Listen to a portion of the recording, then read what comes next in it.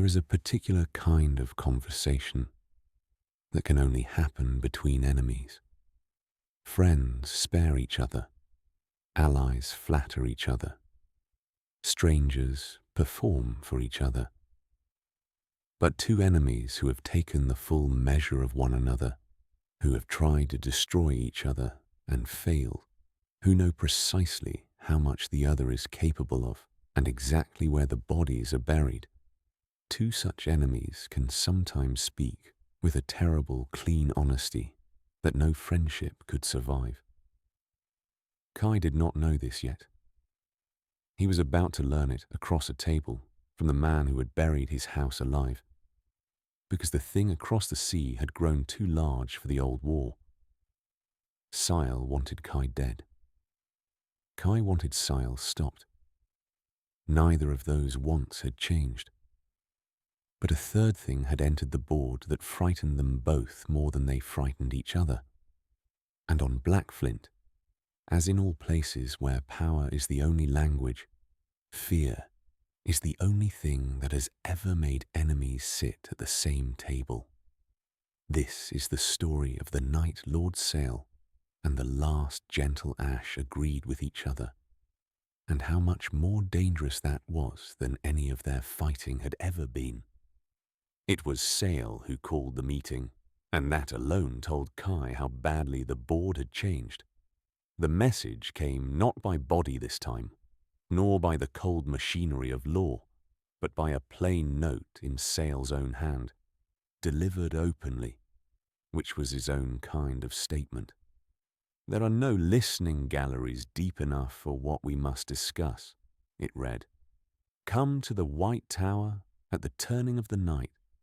Bring the exile girl. I would rather she hear it from us than steal it from the walls. And she is wasted as a thief when she could be useful as a witness. Come unarmed, though I know your only weapon cannot be left at a door. I give you my word, you will leave as freely as you came. My word, you will find, is the one thing I have never broken, because it is the one thing in this place worth more unspent than spent. It's a trap, Det said immediately.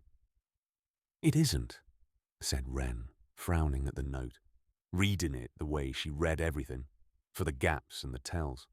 That's the strange thing. It isn't a trap.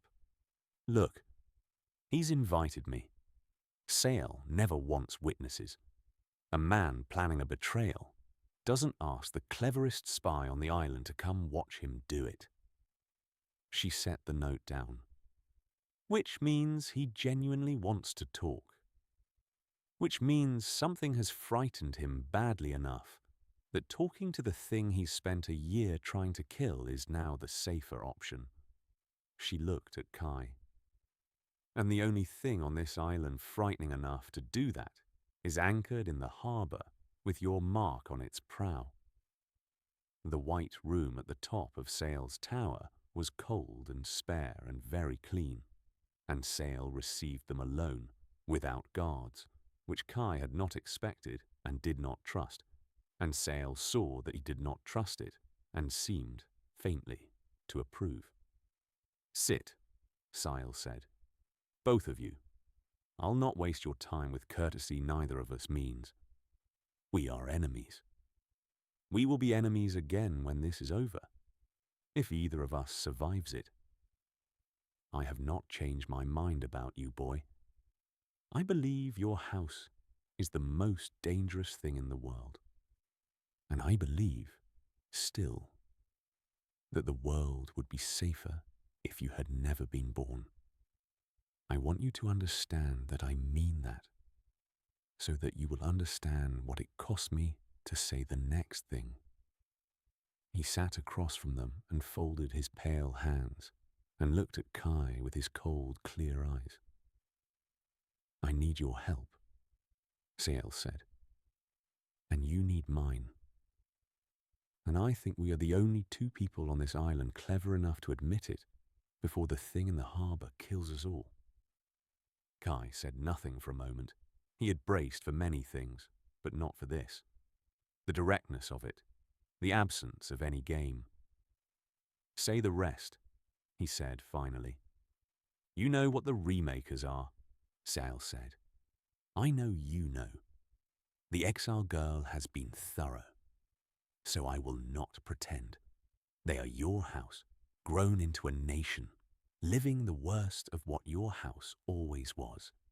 And here is the thing I have understood from the first night their ship arrived.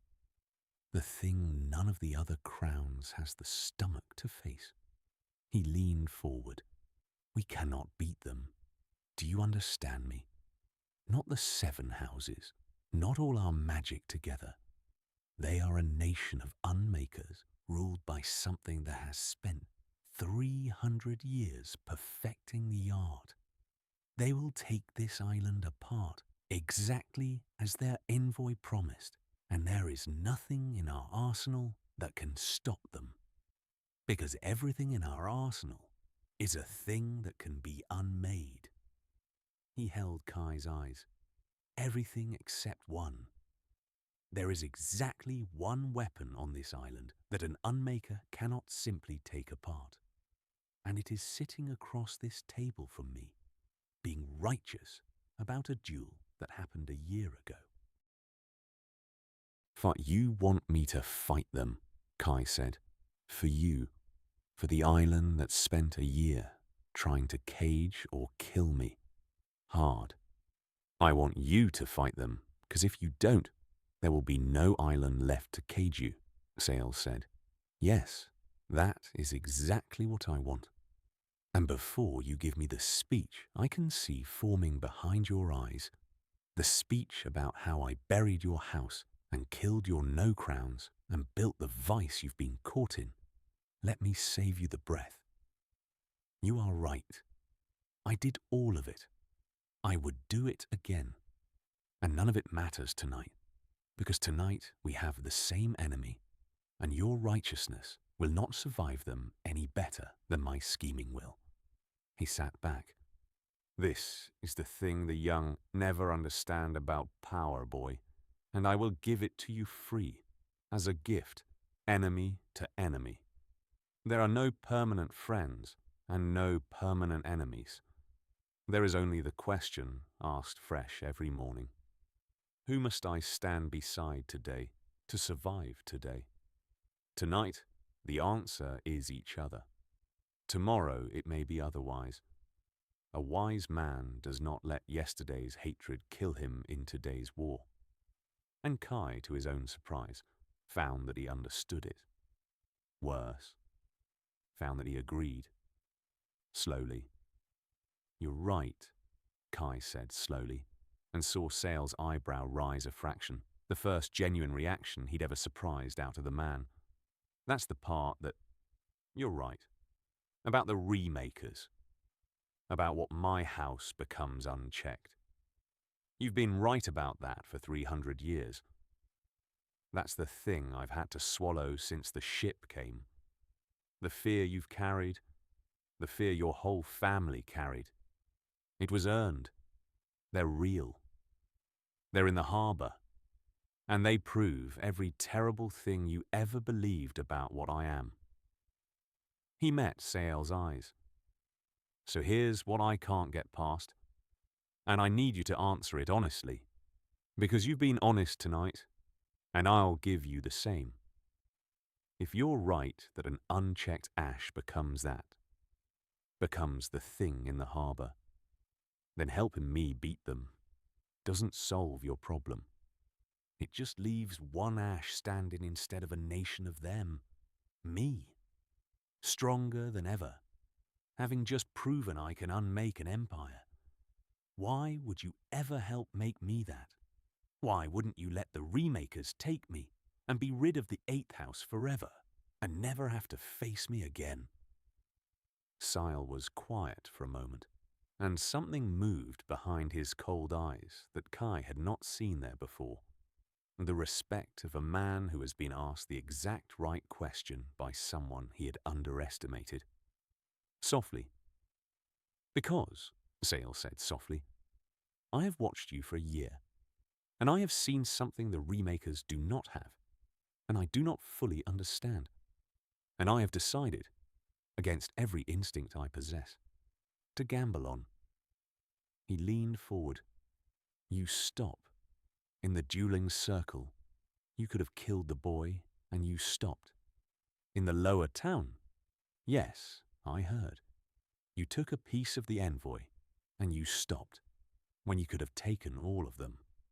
You are the only unmaker in the history of the world, so far as I know, who reaches the edge of the hunger and pulls back.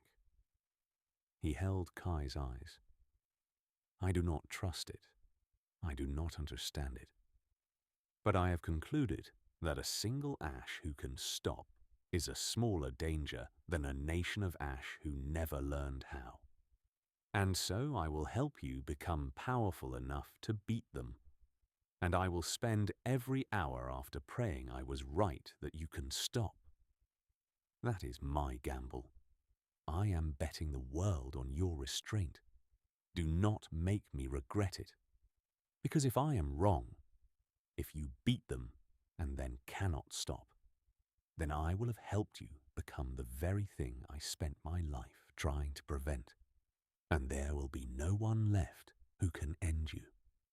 A thin, cold smile, which is why my help comes with a price, a guarantee. But we will speak of that when the alliance is made. First, do we have one? Ren had said nothing through all of it, which Kai knew was the hardest thing she had ever done. And afterward, walking back down through the dark tower, she finally spoke. That, she said, was the most dangerous conversation I have ever witnessed, and I was raised by Morin, so I have witnessed some very dangerous conversations. She was pale. Do you understand what just happened in there, Kai? Do you understand why it frightened me more than the ship? He told the truth, Kai said. We both did. I thought that would make it safer. Honesty. No, Ren said. Gods, no. That's exactly why it frightened me. When Sael lies to you, you're safe, because a man who's lying still cares what you think. He's still managing you, still keeping you at a distance. But tonight he told you the truth, the whole truth.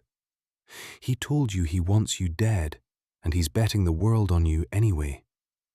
Do you know what that means? She stopped on the stair and made him look at her. It means he stopped seeing you as a thing to be managed and started seeing you as a peer, an equal player, someone worth being honest with because you're clever enough to see through anything else. That's not friendship, Kai. That's worse. He just promoted you from problem to rival. And rivals, real rivals, the kind you respect, those are the people Sael destroys most carefully of all. She started down the stair again. Enjoy the alliance. It's real, and we need it.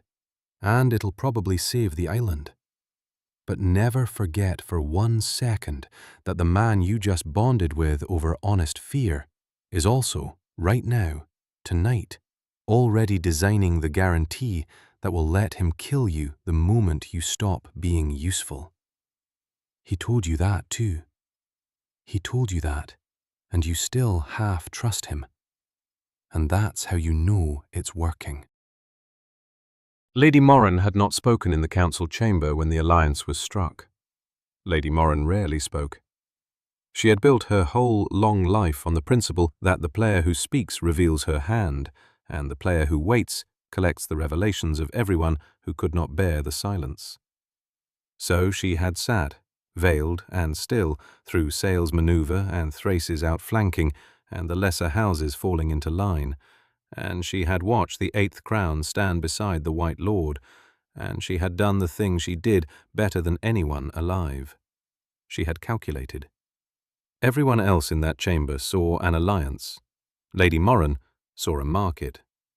The boy was now the most valuable thing on the island, a weapon the whole council depended on, bound by a guarantee, hunted by an empire, loved by the lower town, feared by the high houses.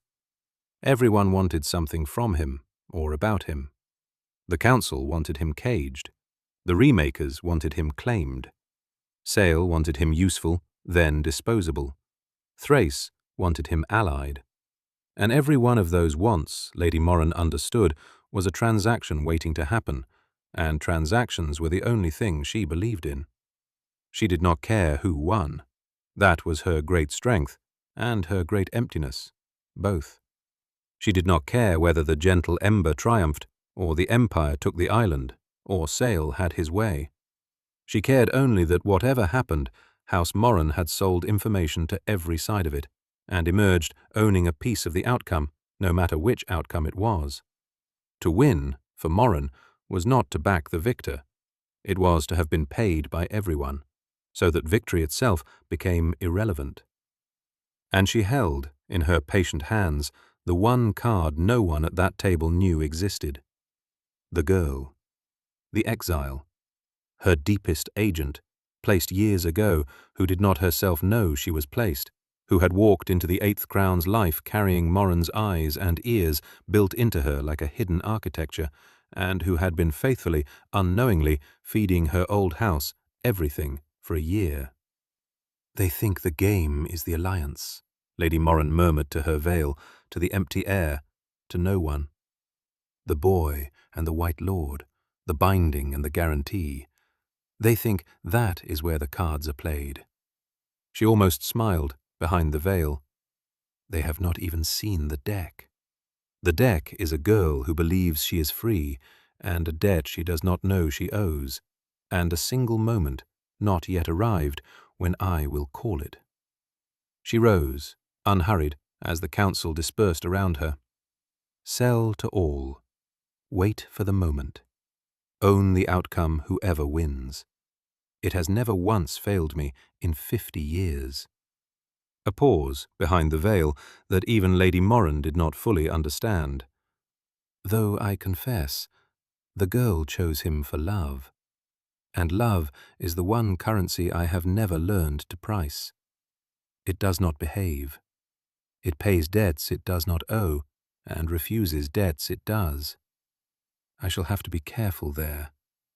Love is the one variable that has ever cost a Moran a game." She moved toward the door, veiled and patient and certain. "But only one. And I am not sentimental. I shall not be the second." The alliance was made 3 days later, in the council chamber, before all 7 houses, and it was the strangest thing the island had seen in 300 years. Lord Sael and the Eighth Crown, standing together, presenting a united front against the thing in the harbour. It split the council exactly as it was meant to. Thrace, who had wanted Kai as Varn's weapon, found herself outmaneuvered. Sael had taken the weapon for the whole council instead, which was cleverer, because it spread the risk and the credit. Lady Moran, who had been waiting to sell her support at the highest price, found the price collapsing as the alliance made her hesitation look like cowardice. The lesser houses fell in line, and Kai watched Sael do in one afternoon, with an honest alliance, what a year of scheming could not have achieved. Unite the council, with himself at its head and the Eighth Crown as his sanctioned weapon. "You see," Sael murmured to Kai as the votes fell into place, "this is the price, boy. Not gold, not blood. The price is that you become useful to me in public, which means you become mine in the eyes of the island. Which means that when this is over, every soul here will remember that the Eighth House fought at the White House's command. I have made you my weapon, without a single binding. You agreed to it freely, for the best of reasons, and it is the strongest leash I have ever fitted to anyone, because you put it on yourself." He turned to face the council. "But that is not the guarantee. The guarantee is this." He raised his voice for the chamber. "The Eighth Crown will lead our defense against the invaders. In exchange, the Eighth Crown will consent to the binding of wards. Not to my house, not to Varn, but to the council entire. a binding that may be invoked by quorum, and only by quorum, in one circumstance and one alone. Should the 8th crown, having defeated the Remakers, turn his gift against the houses of this island. Sael's cold eyes found Kai. We will hand you the strength to save us, and we will hold, all of us together, the single key that can end you, should saving us teach you to rule us. You wish to be trusted to hold your gift alone. Very well. We will trust you to hold it, with the whole council's hand resting on the knife at your back. Refuse, and you face the Remakers without us, and we all die. Accept, and you prove, at last, that a gentle ash can be exactly as good as his word. The thin smile. I have given you the one thing you said no one ever offered. A chance to prove yourself trustworthy. I have simply made certain that if you are not, it will cost you everything. That is the price. Will you pay it? Kai did not answer that day. Sael had not expected him to. The question was too large, and a wise enemy gives a rival time to feel the full weight of a trap before he steps into it. That night, Kai sat under the grey banner with Ren and Det, and turned the guarantee over and over, looking for the edge of it. It's everything I said I wanted, he said. A chance to prove I can hold the gift alone, that I won't become the thing in the harbour. He's right. He's offering me exactly that. He laughed, bitterly, and he's done it in a way where the proof is a collar that the people who fear me most get to hold. So I prove my freedom by accepting the deepest chain anyone's offered. The cleverness of it. Is monstrous, Ren said. Yes, that's Sael. He doesn't deny you the thing you want. He gives it to you in a shape that destroys it. You want to be trusted? Fine. Wear the knife. Prove you're trustworthy by accepting that we don't trust you. It's airtight. She rubbed her eyes, and the worst part is, you're going to say yes. Because the alternative is everyone dies, and you're not the kind of person who lets everyone die to keep your principles clean. He knows that. He built the whole trap on it. Your goodness is the lever he's using to chain you. Then I say yes, Kai said quietly, and I wear the knife, and I beat the Remakers, and afterward I find a way to live with a council that holds the key to my own ending. He looked at the banner. It's not the door I wanted. But Kawa was right.